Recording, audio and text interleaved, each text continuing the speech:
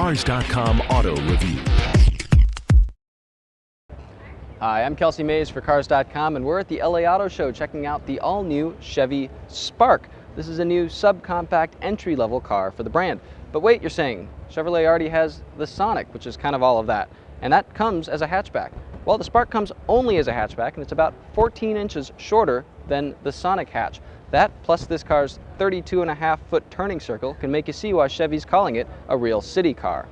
The cars on the show floor are two LT models. They're pretty well equipped. They have these roof racks, kind of look goofy for a small hatchback, but other elements are pretty upscale. They've got alloy wheels here with contrasting finish on the spokes. There's fog lights that kind of float within these chrome outlines right here, kind of cool. And the tailpipe integrates really nicely into the bumper, not usually something you see on a subcompact. Kind of cool stuff, makes you expect big things from the interior. You would be wrong. To be fair, there are some nice things about the inside here. There's a nice touch screen here. This is Chevrolet's MyLink multimedia system. Got pretty good menus, pretty fast response times, pretty easy to work with here. Some nice stuff, chrome around the speedometer, darker trim around the center stack. Looks pretty good. Visibility, also another high point. The windows are really big, side windows, front windshield. The rear window is huge, and it's kind of right up next to you, kind of behind you, and the rear head restraints stay out of the way, so good visibility straight back. Beyond that, the Spark doesn't light a whole lot of fire. The windows are big and the doors are really thin, so it kind of pulls everything from the outside world perceptually closer to you. You turn around and the rear doors have door handles in the back of the window. That adds a big chunk to the car's C-pillar, takes a bite out of your blind spot. Now, cars always change between what you see on the prototypes on the auto show floor and what you get at dealerships, but the early indications aren't that great.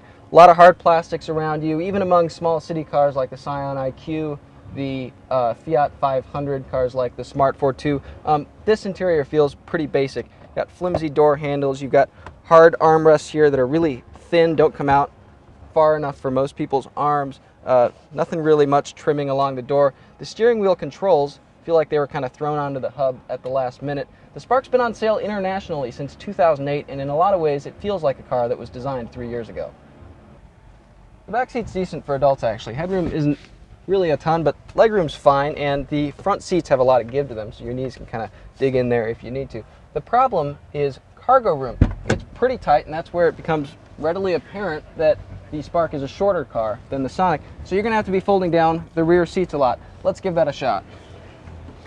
Alright, first thing is the rear seats come down here, so you got to move the head restraint down. And they don't want to come all the way down. It's about a 45-degree angle here where they stop. That's because the seat cushions need to kind of collapse forward. So now you try that, and well, there's not really enough clearance here to throw the seat back into the seat cushion. Maybe the head restraint comes out to give you more clearance. Nope, doesn't do that. So now you got this here. You got to come up to the front seat and move the front seats forward to give enough clearance. We're making progress now.